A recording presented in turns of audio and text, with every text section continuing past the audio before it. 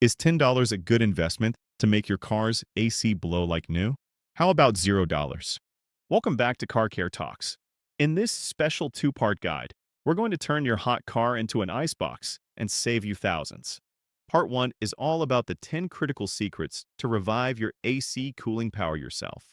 Part 2 will reveal the 2 costly mistakes that could destroy your AC system and lead to a $2,000 repair bill. You need to watch to the end of Part 2 because we'll also be reading out the 10 most shocking, funny, and helpful comments from vehicle users on YouTube, Twitter, Google reviews, and Facebook on this exact subject. You won't want to miss it. Many people think they need an expensive repair whenever the AC stops cooling like before. Not true. That's just another predatory scam cooked up by shady auto professionals. In this video, I'll bust myths and share 10 hidden secrets that will turn your car from a sauna into an icebox. At the end, I'll reveal 2 things you should never do to your car's AC system or risk facing a $2,000 repair. Let's dive right in. Tip number 10. Remove dirt from the condenser. Like a typical air conditioner, your car's AC works by turning hot air into cold air. The condenser is critical to that process. It removes hot air from the refrigerant so that your car stays cool. If your condenser isn't doing its job, it might be damaged. However, more than likely, it's just dirty. Because it is situated at the front of the car in front of the fans, a lot of debris and bugs get sucked into it. When this happens, the heat from the condenser causes the bugs to melt on it. This prevents the condenser from properly dissipating heat. Not only will this prevent your car from being cool, but it could also force the compressor to work overtime. If your compressor seizes up and dies, you're slapped with a devastating bill of $1,200. To stop this financial disaster before it starts, you'll need a pressure hose and a brush. Let the car cool off for a few minutes before you clean it. You don't want your skin touching that hot metal. At medium pressure, blast off as much dirt as you can. Then use the brush to get rid of any bugs or stubborn bits. Once you're done, leave the condenser to dry off completely before you drive it again. Your AC will be noticeably cooler after this, but there's still some more cleaning to be done. Tip number 9. Clean the AC inlet. Here's a tip that will not only boost your cooling capacity, but also ensure you're not inhaling anything deadly toxic. The AC inlet at the bottom of the windshield is where air comes in to cool your car, or at least some of the time anyway, but we'll get to that later.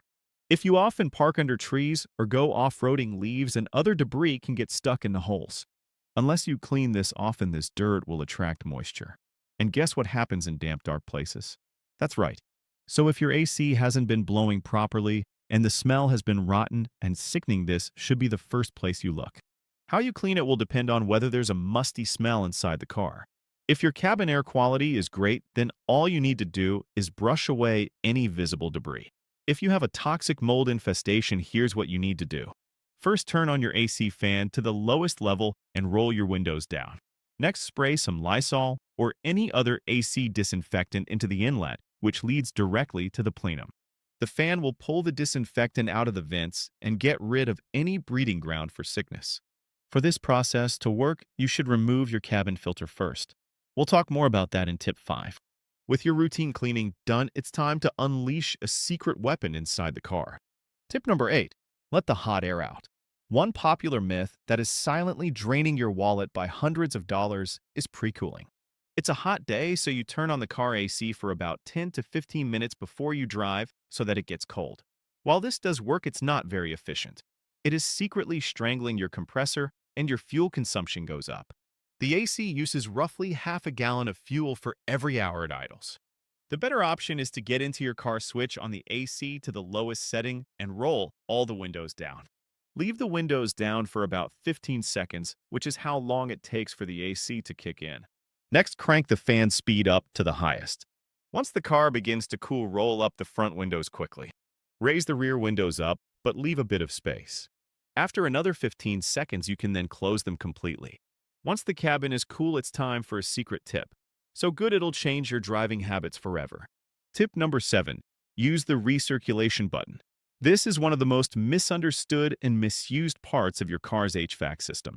According to Mazda, some people mistake it for the undo or U-turn button. But this button is a lifesaver during summer. ACs work by pulling in hot air from outside. But when the weather is scorching, the AC can't always cool it down fast enough. That's where the recirculation button comes in. It recirculates the already cooled air in the car, hence the name.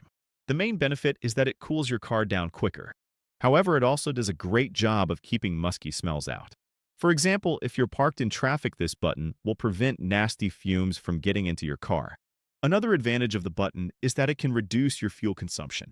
Some sources estimate you burn 10% less fuel because the HVAC doesn't work as hard. It also puts less strain on the motor, prolonging your battery life. The only problem with this feature is that the back of your car won't be as cool. So if you have passengers, leave the button off and do the next thing instead. Tip number 6. Replace the cabin air filter. Here's another great tip with multiple money-saving benefits. The cabin air filter is responsible for keeping pollutants out of your car. This includes dust, pollen, smog, and even foul odors. The cabin air filter also catches leaf particles and small pebbles. As a result, it becomes a clogged, suffocating mess fairly quickly. When that happens, the AC has to work much harder to cool. Not only that, but it can also become a breeding ground for mold and bacteria. Cabin air filters are meant to be replaced every 12,000 to 15,000 miles. However, you don't have to pay a mechanic $50 to do it for you. It's easy to DIY, and it takes less than 5 minutes. If you drive a modern car, you'll find the cabin air filter behind a glove box. There are loads of videos that will show you how, or you can check your manual. If spending $20 a year can make your car feel much colder, it is absolutely worth it. And if you like this tip, you'll love the next one. Tip number 5. Park in the shade or use windshield sunshades. Did you know that your car's internal temperature gets much hotter than the temperature outside? When it's 80 degrees Fahrenheit, your car can reach as high as 118 degrees Fahrenheit. And that's just within 40 minutes of parking directly under the sun. So when it's time to cool your car, your AC will work twice as hard. This means crippling strain on your compressor, crippling strain on the battery, and more fuel consumed. On hot days, you can use up to 20% more fuel running your AC than on mild days. One simple trick is to park in the shade. After an hour in the sun, your car's temperature will be at 100 degrees Fahrenheit. However, if you use a windshield sunshade, the car's temperature can be reduced by as much as 40 degrees Fahrenheit. Combine this with parking in the shade, and your AC system will save itself from an early grave. You can get one from Walmart for as little as $8. So what's stopping you? While you're at it, you might need to pick up the next thing too. Alright, that's tips 10 through 5. You've learned the essential cleaning and habit changes to fight the heat. But we're only halfway there. In part 2, we dive into the top 4 most critical mechanical checks you must perform, including the ticking time bomb in your refrigerant lines. Then, I'll reveal the 2 costly mistakes that could lead to a financial nightmare repair. And remember, stick around to the very end of part 2, where we'll read the 10 top comments from drivers just like you across the internet. Their stories might just save you a fortune. Take a short break, and I'll see you in part 2 right here on Car Care Talks. If you're finding these tips helpful, do us a quick favor. Subscribe to Car Care Talks. It's the easiest way to make sure you never miss a video that could save you from a costly repair. And always drop a comment below. Your questions and stories help other drivers find this channel and avoid the same problems. Now let's get back to it and talk about the next critical symptom. Welcome back to part 2 of our AC Revival special on Car Care Talks. In the first part, we covered 5 crucial cleaning and habit tips to boost your cooling power. Now, we're getting into the top 4 critical mechanical checks you must not ignore. After that, I'll reveal the 2 costly mistakes that could destroy your AC and lead to a financial nightmare. And don't go anywhere, because right after that, we're taking a short break and then coming back to review the top 10 comments on this subject from YouTube, Twitter, Google Reviews, and Facebook. The comments are fun, shocking, and super helpful. And we'd love you to stick around and tell us what you think or what has worked for you in the comments below. Let's jump back in. Tip number 4, refill your refrigerant. Did you know that car refrigerant or Freon doesn't expire and can last forever? This means that in a closed system, you never have to top up the refrigerant. Unfortunately, a perfectly sealed system is nearly impossible. Inevitably, Freon will start to escape. This is a ticking time bomb. If it's not too bad, all you need to do is top up the refrigerant. You can get a top-up can for under $10. If you go to a mechanic to put some refrigerant in, they'll try to upsell you on a condenser repair or some other complete ripoff. Even without it, an AC recharge can cost as much as $300. Instead, buy a recharge kit for $40 and do it yourself. It is a straightforward process, and you definitely don't need to pay a pro. Just make sure you buy 134A instead of 1234YF.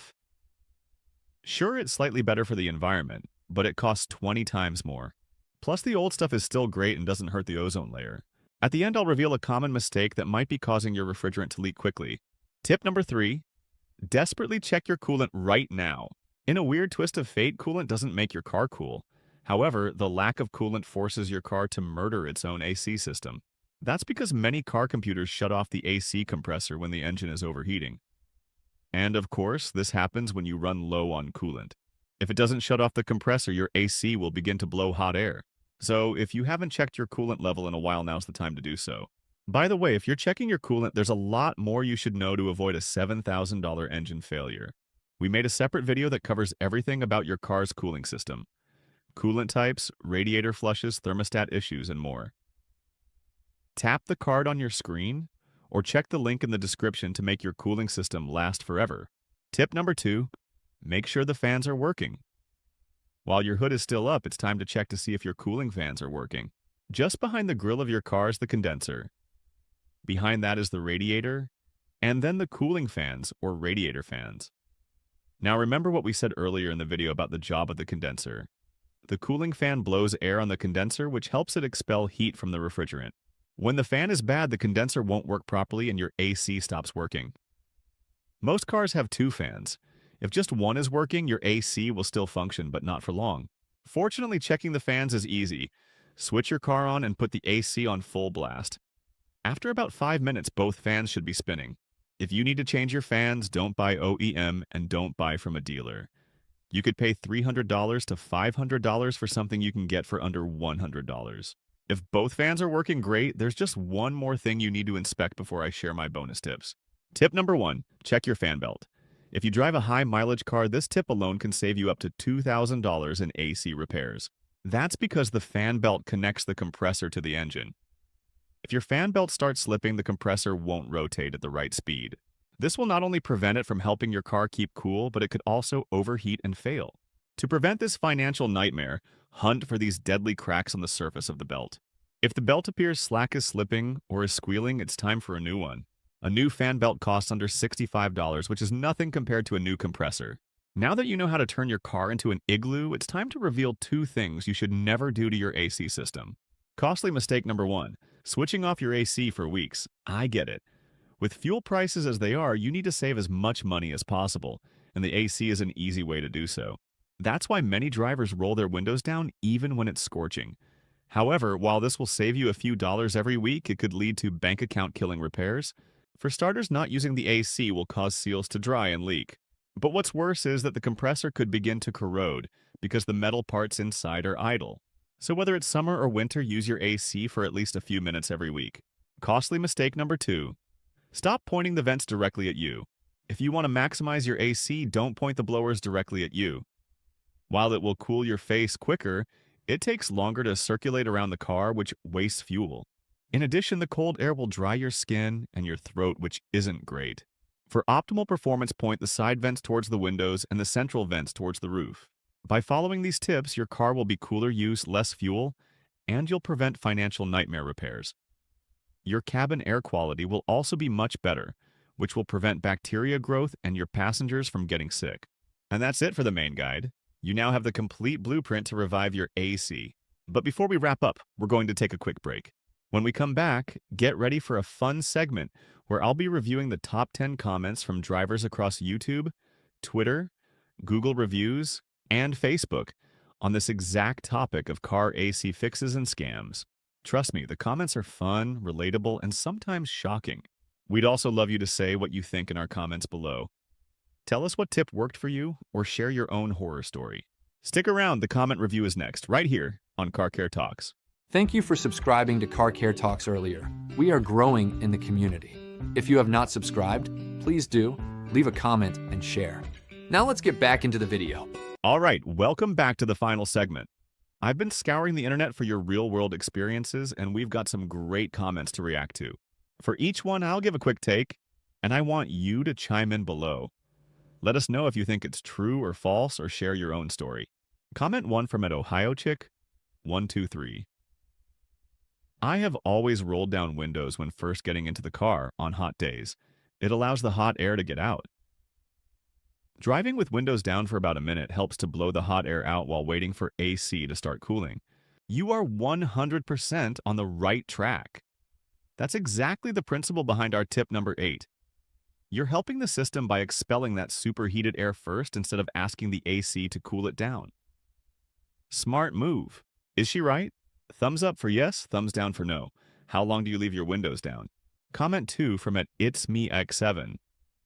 My best friend's ex is a mechanic, and he told her to make sure the windows were down when they started the car, and was turning on the AC in the summer because the stuff coming through the vents was actually bad for you to breathe in.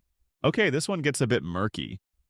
The initial hot air might be stale or carry dust, but calling it bad for you to breathe in is a bit of a scary stretch.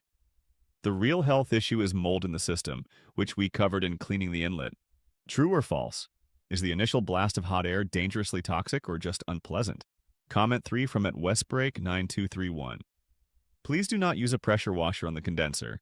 The high-pressure water will damage the fins, and you will be replacing it at a very high cost. Just use a regular hose sprayer, works very well. Critical point here, folks. This viewer is absolutely correct. I said medium pressure from a pressure hose, but a regular garden hose sprayer is safer. A high-pressure washer will bend the delicate fins and ruin your condenser. Thank you for this crucial clarification. Have you ever damaged a radiator or condenser with high pressure? Comment 4 from at Anvil Sviaz. Twice as cold? This might be an exaggeration. Refilling a system can be tricky at best, and overfilling is big. No. If you do this, read up on it and move very carefully. Respect to a 50-year pro. You're right. Twice as cold is a figure of speech for significantly better, and your warning is gold. Overcharging can blow your system. DIY means being careful and educated. We always say to check your manual first. Has anyone here attempted a DIY recharge? Was it easy or a nightmare?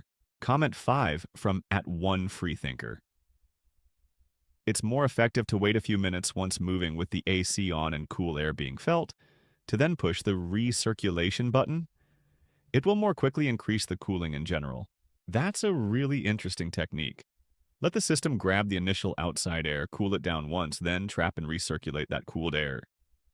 That's a next-level tip. Try this method and report back. Does it cool faster than hitting recirc immediately? Comment 6 from at Keith Giesler 1027. Sorry, I'm pointing those air conditioning events right exactly at my face. I want to be cool, and I want it cool now. So hard to pass on adjusting those vents the way you describe. Keith, I hear you. The instant gratification is real. My tip is for maximum system efficiency, but I won't fight you on personal comfort. Sometimes you just need that icy blast to the face. Team Keith or Team Car Care? Direct face blast versus strategic vent positioning? Comment 7 from at TechArch. 8851. If you are going on highways at higher speeds, using the AC will actually save you money. Opening the windows causes a lot of drag that increase fuel consumption. Bingo. This is a widely proven fact. At highway speeds, aerodynamic drag from open windows costs more fuel than running the AC compressor. Use AC on highways, windows, and city traffic. Did you know this fuel economy hack? Comment 8 from Alexis Rodriguez. AC works on electricity, not gas. Using your AC doesn't make you use more gas. This is a common misconception. The AC compressor is powered by a belt driven by the engine. Engaging it does create extra load, which the engine compensates for by using more fuel. So it does indirectly use more gas. True or false? Does running your AC affect fuel economy? Comment 9 from @Luvega 3723. If you are functioning and financially able to buy the manufacturer recommended part, you should definitely do that. I respect the opinion, but for items like cooling fans, the price difference is often 300 to 500%. Many aftermarket parts are made in the same factories to the same specs. For non-critical electronics or sensors, OEM is best. For a simple fan motor, a quality aftermarket part is often a wise financial choice. OEM or aftermarket, where do you stand on the debate? Comment 10 from @Chesos. Myth. Opening the windows on really hot days will save you a few dollars. That's garbage. The extra drag from wind turbulence will cost you more in fuel than running the AC system with the windows closed. You're reinforcing comment number 7, and you're correct for highway driving. The key is context. In stop-and-go city traffic, drag is minimal, and rolling windows down can save fuel versus running the AC. It's all about speed. What's your rule of thumb? At what speed do you roll up and turn on the AC? All right, that was fantastic. A huge thank you to everyone who commented online. This is how we all learn. So let's recap this entire two-part series. We busted the myth that you need a mechanic for every AC problem. You learned the 10 key steps, from cleaning your condenser and AC inlet to using the recirculation button smartly, replacing the cabin filter, and parking in the shade. We covered the vital mechanical checks: refrigerant, coolant, cooling fans, and the Serpentine belt. And finally, we warned you about the 2 costly mistakes: never using your AC and pointing all vents wrong, which can lead to bank account killing repairs. You now have everything you need to keep your car cool, your cabin air clean, and your wallet safe from predatory scams. If this video saved you money, pay it forward. Hit that like button, share it with a friend sweating in their car, and subscribe to Car Care Talks for more no BS guides that put you in the driver's seat of your own car care. Now it's your turn. Drop a comment below answering any of our questions, or tell us which tip worked for you. Thanks for watching, and remember, knowledge is the best tool in your garage. See you in the next video.